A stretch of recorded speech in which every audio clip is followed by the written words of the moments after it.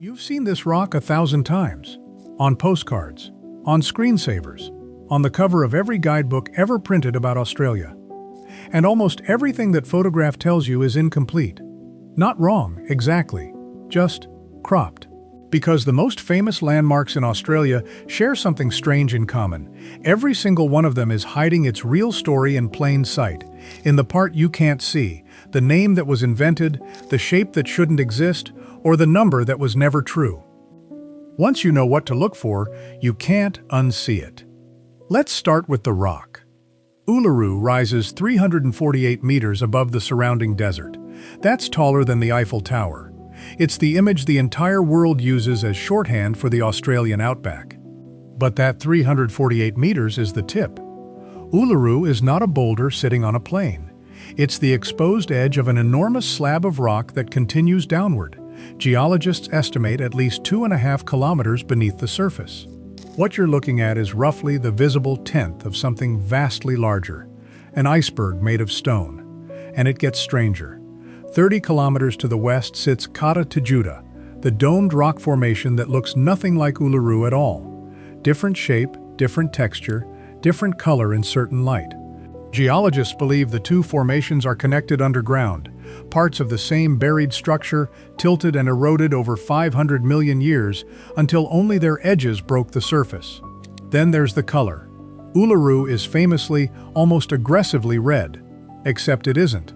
The rock itself is gray. That red is rust, iron minerals in the sandstone oxidizing on the surface, a skin of corrosion a few millimeters thick.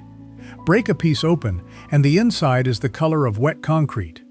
For the Anangu people, the traditional owners, none of this is a revelation. Uluru has never been a scenic object to them. It's a record, every crack, cave, and scar tied to ancestral events in Chukurpa, the foundational law and knowledge system of the region. Which is why, in October 2019, climbing it was permanently closed. Not because the rock was fragile, because the request had been made, politely and repeatedly for over 30 years. In 1957, a Danish architect named Jørn Utzon won a competition to design an opera house on Bennelong Point in Sydney. He'd never been to Australia. His entry was reportedly pulled out of the rejected pile. Here's the part nobody mentions. Nobody knew how to build it. Utzon's drawings showed those famous white shells as free-form curves, beautiful and structurally impossible. Construction began in 1959 anyway, before the problem was solved. For nearly 4 years, engineers and Utzon tried and discarded scheme after scheme while workers were already pouring foundations for a building whose roof was a mathematical unknown.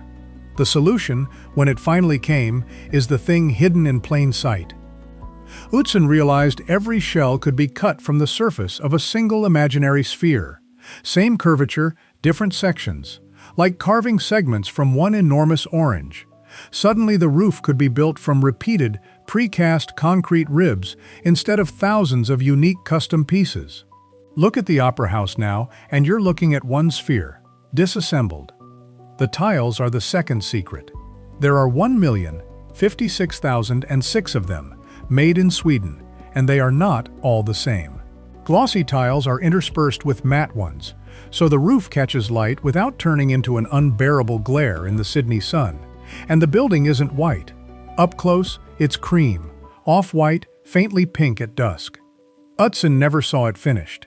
Under mounting political and financial pressure, he resigned in 1966 and left the country. He never returned to Australia.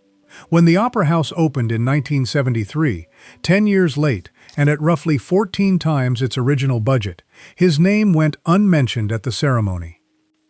The building the world recognizes instantly was designed by a man who only ever saw it in photographs. Across the water sits the Sydney Harbour Bridge, half a kilometer of steel arch anchored at each corner by 4 enormous granite pylons. Except those pylons hold up nothing. They are decorative. Structurally, the arch carries its own load down into concrete foundations in the bedrock. The pylons were added because the engineers and the public alike felt an arch that size needed something monumental at its feet. Cover them up, and the bridge stands exactly as it does now. There are 89 meters of reassurance. The arch itself isn't rigidly bolted down either.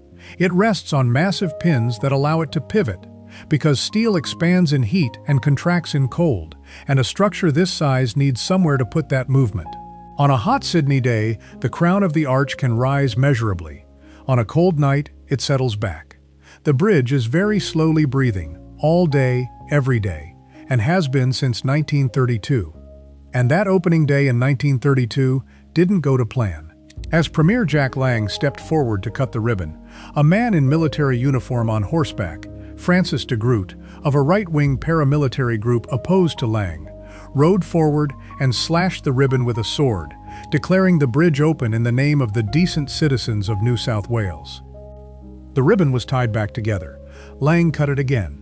The photographs everyone shares are of the second attempt. On Victoria's coast stand the 12 Apostles, limestone stacks rising out of the Southern Ocean. There were never 12. For most of the 19th century, they were called the Sow and Piglets. In the 1920s, someone in tourism decided that name didn't sell and rechristened them the 12 Apostles. At that point, there were 9. Since then, it's gone the other way. In July 2005, one collapsed into the sea in a matter of seconds, watched by tourists on the boardwalk. 8 remain, depending on where you're standing when you count. This isn't decline.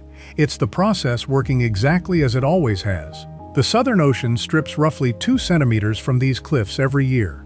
Waves hollow caves into the limestone. Caves become arches, arches collapse, and what's left standing offshore is a stack. Given enough centuries, the cliffs behind them will produce new ones.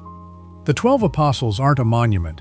They're a snapshot of an assembly line, mid-process, misnamed for marketing. Finally, the Great Barrier Reef, famously the largest living structure on Earth, visible from orbit. But it is not a reef. It's around 2,900 separate reefs and 900 islands, spread across an area larger than Italy. A system, not an object. There's no single edge to stand on. And it's young.